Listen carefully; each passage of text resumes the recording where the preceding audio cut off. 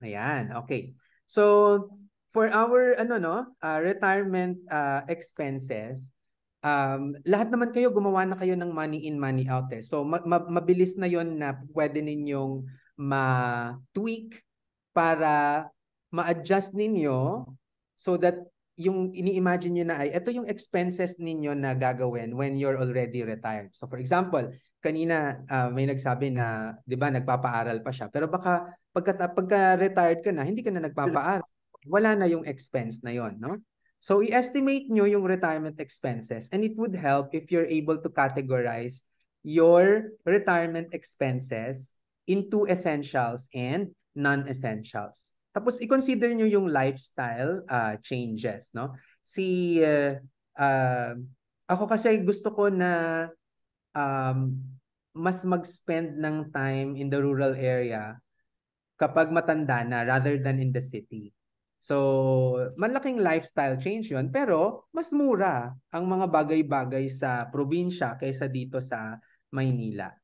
And then we have to adjust this for inflation. Okay?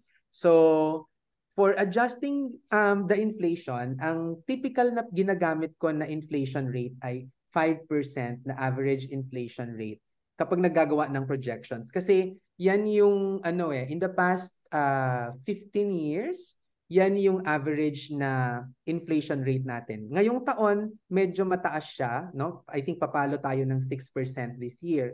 Pero next year, I think mas mag-memelo ang inflation rate natin. So for our projections and for your projections, you might want to use 5% as the no? Tapos what we will do is kung magkano yung ginagastos mo ngayon, no, magkano yung presyo ng retirement expenses ngayon, we have to adjust that by inflation, no? 5 years ay 5% 'yan.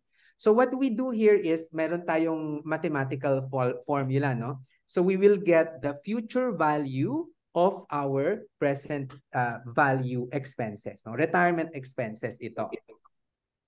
So how do we do that? So this is the formula, okay? The future value formula is future value equals present value times 1 plus I, parenthesis, raised to the power of n. Nako, sir, Sir Vince, bakit naman may mga ganyan na? Bear with me, papakita ko lang ito para maipaliwanag lang, no? So for example, ang monthly retirement expenses nung isinulat mo siya, no, ay 25,000 pesos kung ngayon ka na magre-retire. Okay? Pero if you are going to retire 15 years from now pa, no? And the inflation rate is 5% per annum. Yung 25,000 pesos ay hindi na 25,000 pesos 15 years from now. So we have to project that 25,000 pesos in 15 years. At yung future value yung formula na gagamitin natin, no, for this. Okay? So, yung future value formula natin, so our future value equals present value. Yung present value is 25,000 multiplied by 1 plus 0.05. Yung I is our inflation, no? That's the rate. And then raised to the power of 15. Yung n is our number of period. So 15 yan, no? So 25,000 times 1.05 raised to 15. 25,000 times 2.0789. No? Pag sinimplify natin yung 1.05 raised to the power of 15, that will result to 2.0789. So ang future value ng 25,000 actually when you're already going to retire is 51,972. Ayan, okay. So, kung kayo po ay medyo nalito dyan, meron naman na tayong na video na ginawa on the time value of money at ine-explain ko siya no, kung paano siya gumagana. So, ito yon.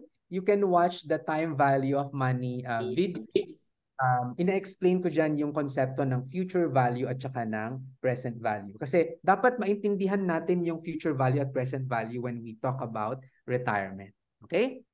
So, ayan, na-estimate na natin yung future value ng monthly expenses natin. So, ang tanong ngayon ay, okay, Sir Vince, kung sinasabi mo na 50,000 pesos, roughly 50,000 pesos na yung kakailanganin ko pala when I retire 15 years from now, how much should be my retirement fund? Diba? Isn't that an exciting question? Magkano yung kailangan ko na retirement fund? So to be able to do that, i-estimate mo muna gaano ka ba katagal magre-retire, 'di ba? So, yung example natin kanina, ang sabi niya ay magre-retire ako 15 years from now. So you have 15 years. Tapos after 15 years, pag magre-retire ka na, how long do you intend to retire? O ilang years yung estimated mo na ikaw ay under retirement? In other words, ilang taon bago ka kunin ni Lord? 'Di ba? So 'yun. So ang sa gamitin natin sa example natin, ang years to retirement natin ay 30 years. Okay? So ang gagawin natin ngayon ay ika-calculate natin yung retirement fund natin na kailangan if our retirement duration is 30 years. Okay? And with this, kakailanganin natin na ng investment, 'di ba? When we talk about our retirement fund. So, ang gagamitin din natin na rate of return for our investment for our retirement fund is 5%. So, why? Parang pareho siya ng inflation rate, ano? Why 5%? We want to use 5% because realistic na makakakuha tayo ng malinis na 5% rate of return. Okay? Hindi na tayo kailangan mag-isip. Andyan lang ang MP2. 5% confident ako na mabibigay niyan, no? And then, yung 5% din ay namamatch din niya yung inflation rate natin eh. So parang nagka-cancel out lang siya, 'di ba? So, 'yon. So, ang retirement fund kasi kapag kino-compute natin siya ay magkano yung kakailanganin ko na pera when I retire para pagkatapos ng 30 years, no, na matatapos na yung retirement period ko, kinuha na ako ni Lord, fulfilled na ako, nagawa ko na ang mission ko sa mundo, no?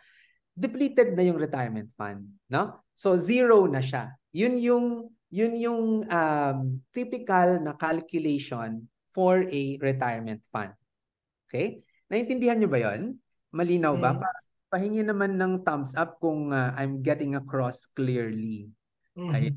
Okay. Sige. Yes, yes, yes. Okay, di ba? Okay. So, yan yung no sa retirement fund natin. And to be able to do this, ang technical term naman na gamit natin diyan ay tinatawag na annuity. Okay? Yung annuity, ang ibig sabihin lang niyan is this is a series of equal payments at regular intervals. Okay? So, to calculate for our retirement fund, ang una nating dapat malaman ay magkano ba yung annual na future expenses natin when we retire. Okay? How much is the annual? Tapos kung naka-annual yon and that's our budget every year, so equal yearly payment yon at regular interval. Therefore, it's called an annuity. Okay? So, yung calculation natin kanina, kung ipagpapatuloy natin, yung future value is 51,972. That's the future value of our retirement expenses. If we annualize this, multiply natin siya by 12, so our annuity is 623,664. Okay? So, ang gagawin na natin ngayon ay, ano siya, no? How do I explain this? Okay, so 623,664. Kailangan natin ng malinis na kita na 600,000 every year for 30 years. So ang tanong ay, how much money should I put up when I retire, no?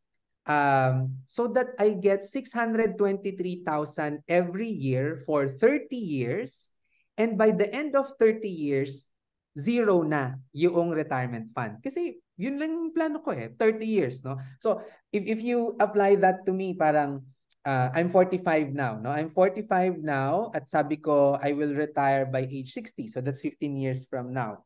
Tapos, ang retirement period ko ay 30 years. So 60 plus 30, 90 years old yun. Okay na yun, di ba? 90 years old, masaya na ako pag umabot ako doon. Pag ni 91 ako ni Lord, bonus na yun, no? At bahala na siya kung saan ako kukuha ng pera. Pero hanggang 90 lang yung pagpaplanuhan ko. Parang ganun yung sinasabi nito, no? So our formula here is this one.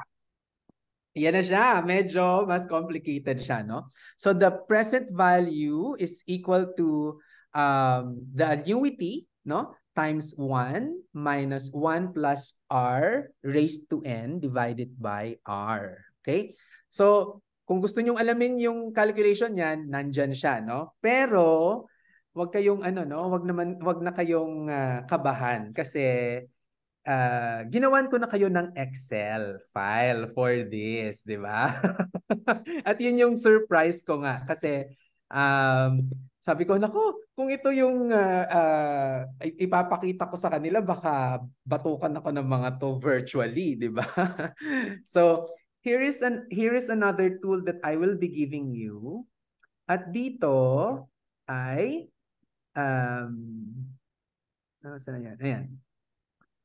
Plug-in na lang tayo. So, ito yung sheet 1 is the technical, dito natin makikita yung technical calculation. So, pinapakita ko talaga siya step by step. Pero uneditable siya. Nakikita nyo dito sa baba, may lock. So, hindi siya editable. Kasi kapag na-edit nyo yan, nako, mahirap magbalik ng formula. So, ano lang yung ikukunan natin dito sa sheet 2, no? Nalagay ko na yung mga questions dyan, no? So, okay. So, for example, magkano ang estimated monthly retirement expenses mo ngayon? So, 25,000. Ilang years ka pa bago ka magre-retire? 15 years. Ano ang gagamitin nating inflation rate? O yan, 5%. So, pwede niyong palitan at paglaruan, no?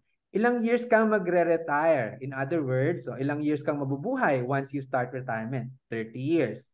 Ano yung investment na gagawin nating return on investment? So, pwedeng 5% ilagay natin dyan, pwedeng 12%. Depende kung ano yung mahahanap mo na investment vehicle. Okay? So, i-plug in natin kasi ito yung example natin kanina. So, lalabas na siya. Ang inflation-adjusted na monthly expenses mo kapag nag-retire ka na ay 51,973. So, if you are, siguro dagdagan ko to ng age. How old are you? How old are you? Yeah, okay. So, how old are you? Let's say you're 50 years old, no? So, 50 years old. So, dito, ang inflation-adjusted na monthly expenses mo kapag nag-retire ka na ay 51,973. That means, 50 years old ka and years bago ka mag-retire ay 15. So, ang age of retirement mo ay 65. So, by the time you're 65, yung monthly retirement expenses na inestimate mo na 25,000 pesos na worth ngayon is actually 51,973 when you reach 65. Okay? Tapos, ang lalabas ay, ang retirement fund na kailangan mo ay 9.5 million pesos. So, mga around 9.6 million pesos. Okay? So, ang gagawin, yung 9.6 million pesos, i-invest mo doon sa 5%, no? Na investment. Kung ano man yan, no? Kung saan man yan. Pag ininvest mo yan dyan, ang sinasabi ng formula na to ay, in the next 30 years, mabibigyan ka ng 51,973 pesos per month. Okay? Yun yung mangyayari diyan. Tapos, so kung ngayon kunwari, no? So I'm age 50 now. I'm age 50 years old. Tapos 'di ba pinagawa ko sa inyo yung SALN at saka yung estate natin, no? Yung paglilista ng kung ano yung mga estate natin. Makikita mo diyan magkano na yung pera mo, 'di ba? Magkano na yung naipon mo. So, kung nakita mo na meron ka nang naipon na 9.6 million pesos, you're already set for retirement. You don't have to wait for age 65 to retire. Kasi enough na yan eh. 'Di ba? Kasyang-kasya na siya. Okay? Ang question ngayon ay, kung wala pa, kung wala pa sir, ngayon pa lang ako magsisimula. Ito 'yon, no? Ito yung halaga ng pera na meron ka ngayon, nakikita ng average return on investment para mabuo ang retirement fund mo na wala ka nang gagawin. Okay? So, okay. So, sorry. Yung 9.6 million pesos ay, yan dapat yung pera mo by the time that you reach 65 years old. So, ipa-present value natin ngayon yan. Magkano yung 9.6 million at age 65? Ngayon na 50 years old pa lang ako. At ang investment rate ay 5%. So, yung future value na 9.6 million, gagawin nating present value ngayon. And that is equivalent to 4.6 million pesos. So, ang dapat ko palang sinabi ay kung may 4.6 million pesos ka na ngayon, then you're already financially retired with this goal in mind. No? Kasi ang gagawin lang, yung 4.6 na yan, ilagay mo doon sa investment nakikita ng 5% per annum. Huwag mong galawin. Tapos, after 15 years, when you reach 65, magiging 9.6 million pesos yan. Tapos pag na-reach mo na yan, ipatuloy mo lang na i-invest yan, and then mag-withdraw ka na every month ng 51,973, 51,973. That would be enough to last you until you are 30 years. Yan, okay? Ngayon naman, ay sir, wala akong 4.6 million ngayon. Magkano yung kailangan kong i-save? 'Di ba? Yun yung tanong. So kung zero pa ang retirement fund mo ngayon, ito ang annual savings na dapat mong ipunin at dapat kumita ng average rate of investment. Yung average rate of investment natin ay 5%. So ito yung every year na dapat mong maipon, tapos mai-invest mo siya for 15 years at 5%, no? Based on your target retirement age. So this is 444,000 per year. Nakakalula, ano? Nakakalula. Sus Mariosep. Mariosep, yes. Okay. Pero, ganito yung titignan natin. So, yun yung the financial side of it, no, the calculation. Pero, ang kailangan din nating i-consider, for example, ay ito, retirement income. Kasi meron naman tayong SSS and GSIS eh. 'Di ba? So, in pa natin yan doon. Okay? So, balikan natin yung example ko dito ulit, no? Yung Excel file natin. Balikan ko yon. Where is my Excel file? Ay, na-close ko yata. Nako, Sir Benz, dapat mag-maximum na rin ako sa pag-ibig. Kinabahan ka ba? Medyo. Hindi ako meron na rin akong regular savings doon, pero hindi ko siya min-maximum kasi naka-maximum na ako sa SSS eh. I mean, mabubuo ko na yung 120 months this year. Sorry for interrupting ha. Pero nagulat ako sa computation mo, parang Maganyan pa siya, no? So okay. So ngayon na ano na natin, no? Tuloy natin yung example. Okay. So, ito ay no? 51,973. Yan yung monthly expenses natin pag magre-retire na 65. Pero ako, when I checked my SSS, ang projected na monthly pension sa SSS when I reach 65 years old is 22,000. Okay? 2,000. So, isusubtract ko na ngayon yung 51,000 minus 22,000. Ito na lang, no? 30,000 na lang yung kailangan ko. Gets nyo? Kasi yung 22,000 ay kay SSS ko na kukunin. So, 30,000 na lang yan. 'Di ba? So, mag-work backwards ngayon tayo. Kasi yung 29,000 na ito, this 29,000 here, is the future value of our retirement expenses. That's our retirement expenses na part natin, counterpart natin when we reach the age 65, no? Based on our example. So, kasi yung 22,000 kay SSS natin makukuha. Okay? So, yung 29,973, dapat kukunin natin yung present value niya ngayon, no? So, hindi 25,000 yung kailangan natin na retirement na ano ngayon, no, na figure. Okay? So, my calculation dito,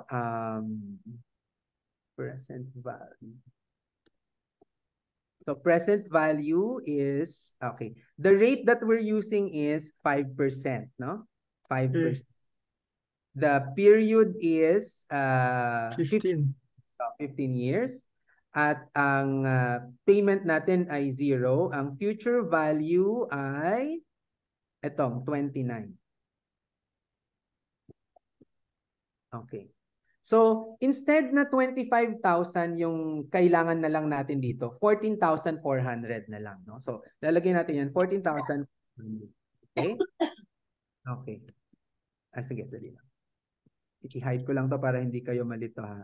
So, 14,400. So, kapag na-plug na yan ulit, mag-a-adjust na siya. 5.5 million na lang yung kailangan ko na retirement fund. At ang present value niya ngayon, no, at age 50, 2.6 million. At kung wala pa akong na-save, kailangan ko mag-save ng 255,000 pesos per year. At yung 255,000 pesos per year divided by 12 is about 21,000 pesos per month.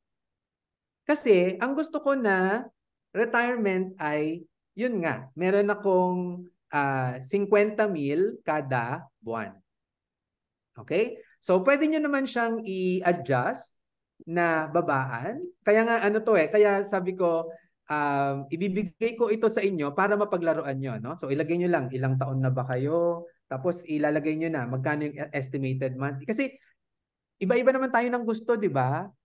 Baka gusto nyo, sa probinsya mag-retire, mas mura doon. Di ba?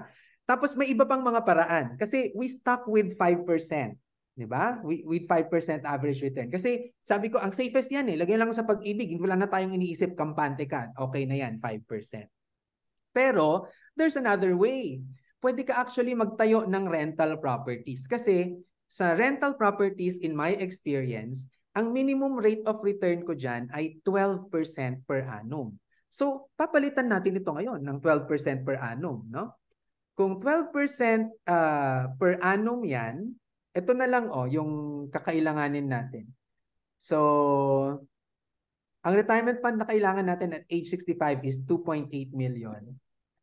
Ang present value niya at age 50 is 1.4 million. Tapos ito na, yung kailangan na lang natin na i-save every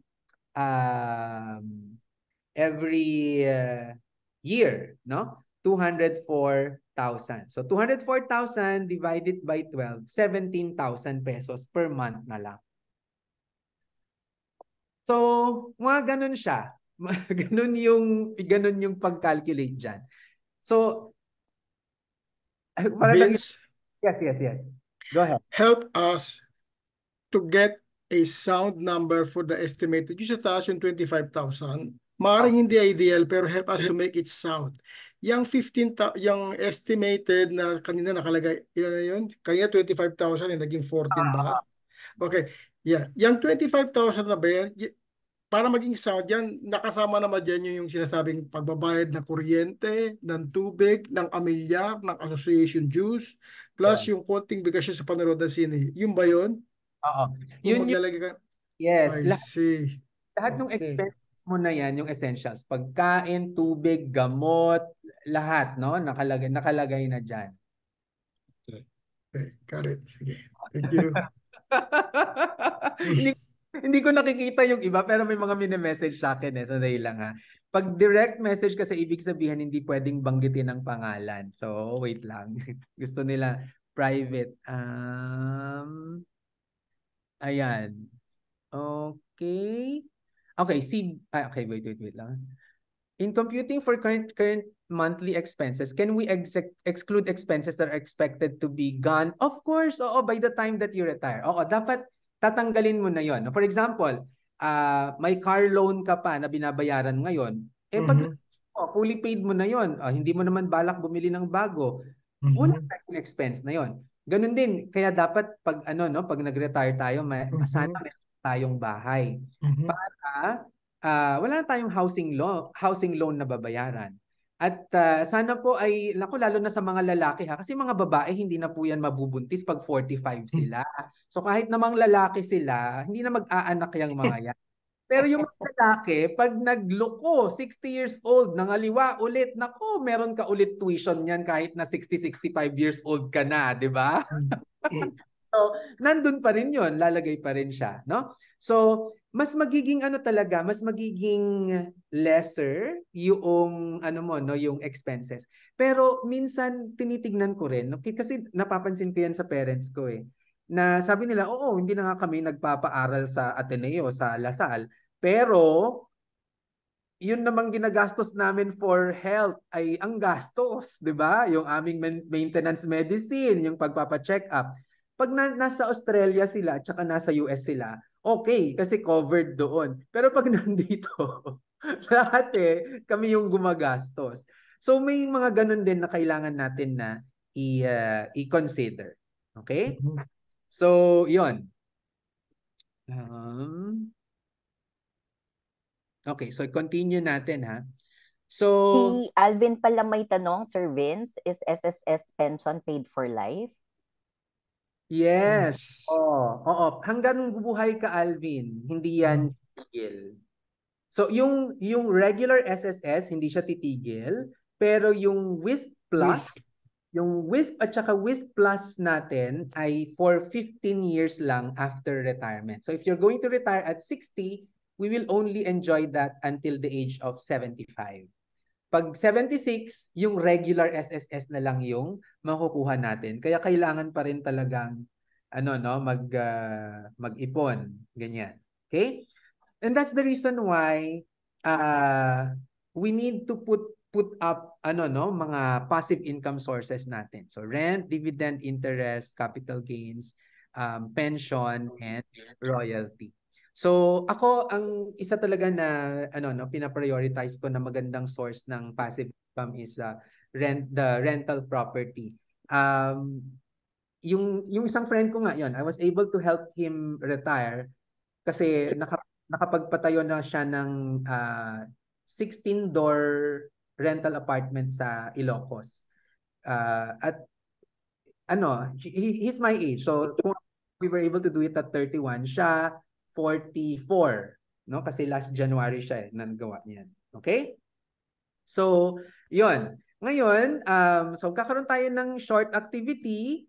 Ibibigay ko sa inyo itong Excel file. Tapos nyo lang, i-go through nyo lang yung pag-estimate. I'm sure kating-kating na kayo, no? Service, pahiram na nga yung file na yan at gusto ko nang i-plug yung mga figures, di ba?